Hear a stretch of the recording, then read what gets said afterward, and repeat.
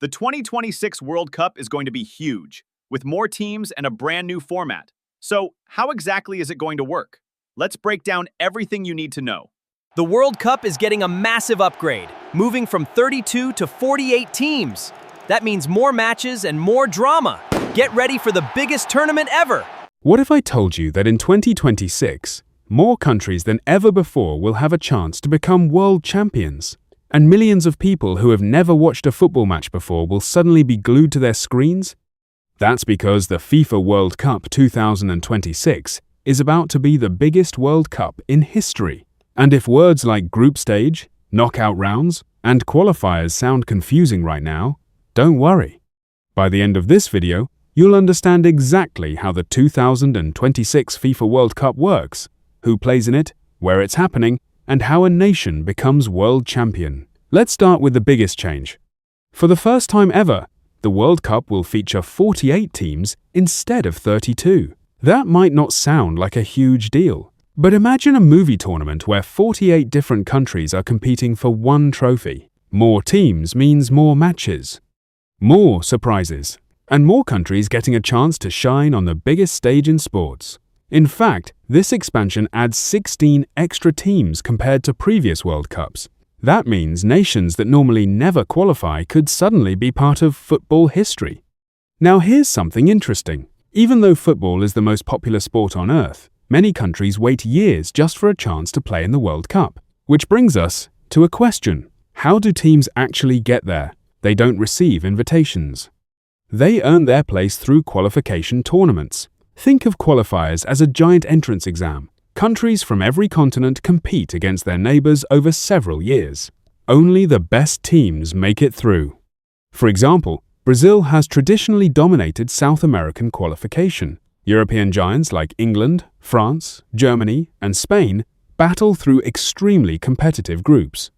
Meanwhile, teams from Africa, Asia, North America, and Oceania fight for their own spots. And sometimes, the biggest stories come from the smallest nations. Every World Cup produces at least one underdog that shocks everyone.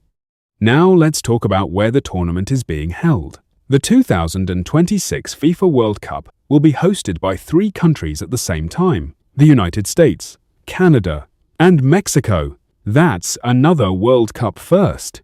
Never before have 3 nations shared hosting duties. Matches will be played across dozens of cities and stadiums throughout North America. Just imagine, one day a match is taking place in Mexico. Another game is happening thousands of miles away in Canada. It's essentially a football festival, spread across an entire continent. And speaking of Mexico, they'll make history by becoming the first country ever to host World Cup matches in 3 different tournaments. Pretty incredible, but once all 48 teams arrive, what happens next? This is where things get exciting. The tournament begins with the group stage. Think of it like a school tournament. Teams are divided into smaller groups. Each team plays against the others in its group. When you win a match, you earn points. A win gives you 3 points. A draw gives you 1 point. A loss gives you 0. Simple. At the end, the teams with the most points move forward. Everyone else goes home. And here's a surprising fact.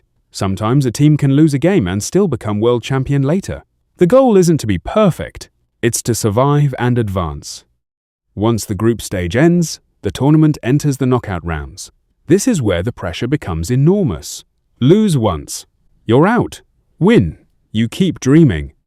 Imagine spending 4 years preparing for a tournament, only to have your entire journey decided in 90 minutes. That's why World Cup knockout matches are often considered some of the most dramatic games in sports. One mistake, one goal, one incredible save. Everything changes. And then comes the ultimate prize, the World Cup final. 2 teams, 1 trophy, billions watching around the world. To put that into perspective, the World Cup final often attracts a larger audience than the Super Bowl. For many countries, winning the World Cup is considered the greatest achievement in sports. Not a club, not a city, an entire nation celebrating together. Now you might be wondering, who are the favorites? Traditionally, countries like Argentina, Brazil, France, Germany, Spain, and England are always strong contenders. Argentina enters as the defending champion after winning the 2022 World Cup. But history tells us something fascinating. The favorite doesn't always win. Every tournament produces surprises. Every tournament creates heroes. And every tournament delivers moments nobody expects. That unpredictability is exactly why people love the World Cup. You don't need years of football knowledge to enjoy it. You just need to understand one thing. Every match matters. Every goal matters. And every country is chasing the same dream. So here's a quick recap.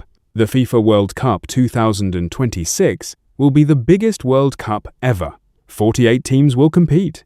Countries qualify through regional tournaments. The event will be hosted by the United States, Canada, and Mexico. Teams begin in the group stage before advancing to the knockout rounds.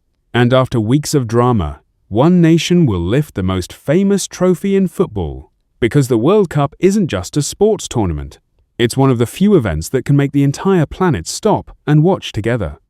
And in 2026, history is going to be made again. If you enjoyed this beginner-friendly guide and want football explained in the simplest way possible, make sure to subscribe and join us for more football content.